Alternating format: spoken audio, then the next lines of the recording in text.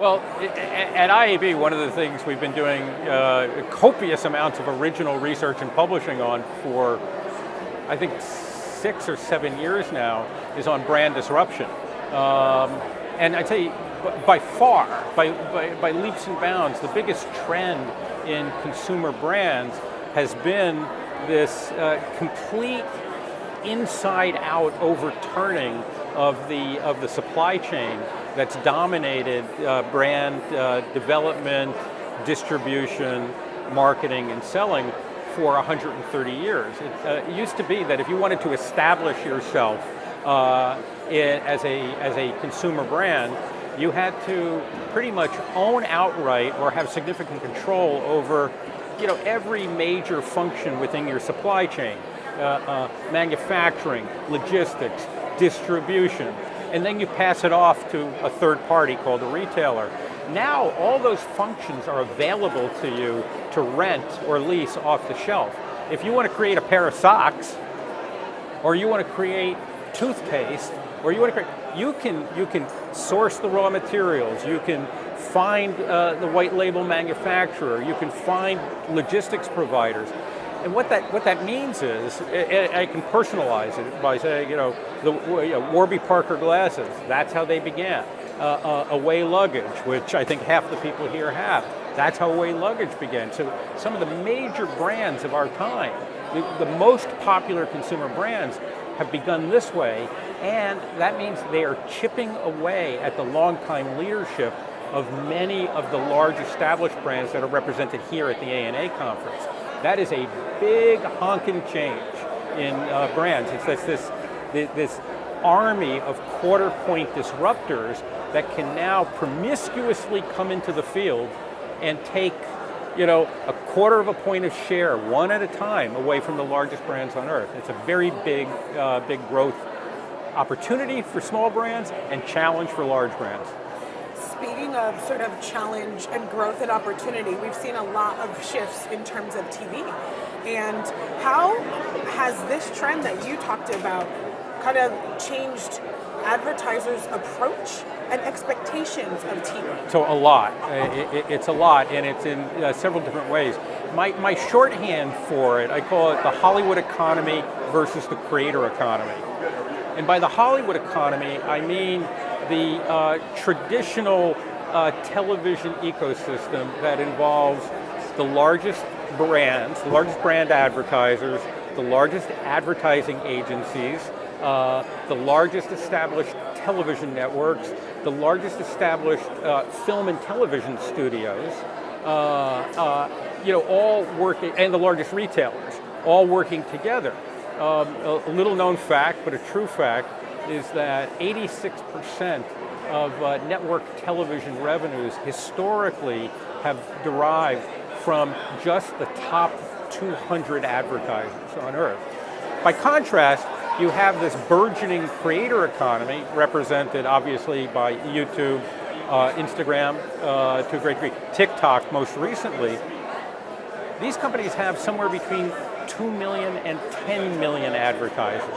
Okay, Facebook has about 10 million, Google, YouTube have about 10 million advertisers.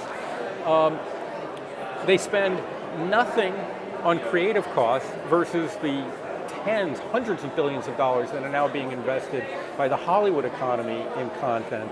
So you have the traditional television economy on which the largest brands have relied, this Hollywood economy, that is now being challenged by this creator economy. And I think it means several things. One is, in terms of the implications, one is that the Hollywood economy now has to work a lot harder than it traditionally had to in order both to survive, but also more specifically to what we're talking about, in order to serve these brands. Number two, the Hollywood economy has to start expanding its customer base. They can't survive if they're just dependent on 200 companies. They need to work with thousands of other companies. And the third is, they have to learn lessons from what creators are doing in terms of mixing up formats, coming up with new ideas for content, really appealing. I think a large part of the Hollywood economy has to become open and adaptable to the creator economy to work. But most importantly of all those creator platforms are entirely data-driven. They're entirely results-driven, or in the parlance, they're performance-driven. So the Hollywood economy has to become more creator-driven, more performance-driven, more data-driven. You're seeing that. We're obviously seeing it with, say, what NBC is doing with NBCU with NBC One. So, but there needs to be much, much more of that. Along with that shift, though, from the Hollywood economy and the push and pull between that and the creator economy is also a shift in terms of measurement and how TV and video are measured. What changes are you seeing on that front? Oh, well, this one it kind of like flows exactly out of what I was just saying. When I say that the Hollywood economy has to work harder than it traditionally did, what it did for decades and decades was rely on, you call them input metrics, Nielsen ratings of audience size and size of demographic cohorts. But it wasn't results focused. And results were kind of found in post hoc surveys of consumers. Did you see the ad? Did you recall the ad? Did you like the ad?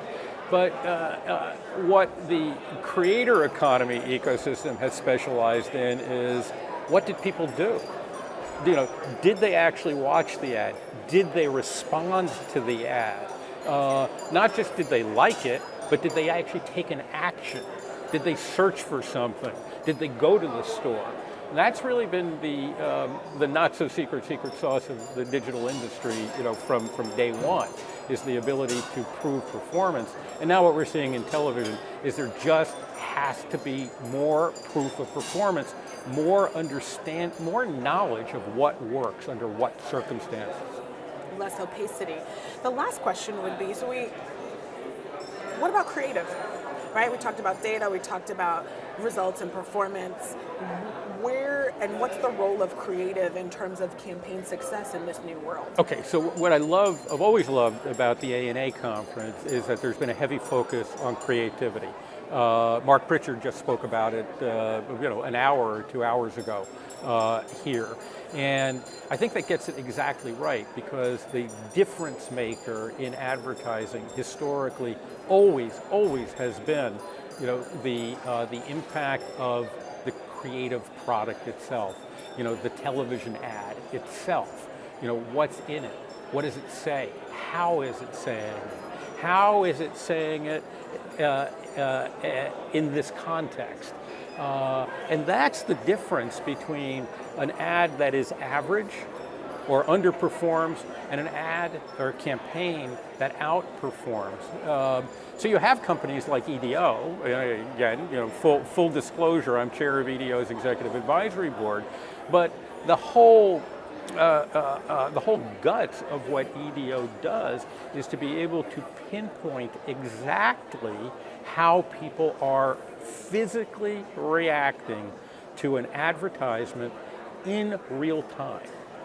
Is that ad generating an actual response? And then to be able to analyze that afterwards, analyze it against historical performance, to look at how not just this ad is performing in isolation, but how it's performing in its program that it's placed in the specific pod that it's placed in, the ability to analyze different creative elements of the ad to try and pinpoint what exactly is performing in this specific context. That's where television is moving to. It has to, because again, going back to that phrasing around the Hollywood economy versus the creator economy, if the Hollywood economy ecosystem of television is going to compete effectively with the digital economy that has been focused on performance for the past 30 years, it's got to be able to get to that level of granularity of knowing what works, when, how, and why.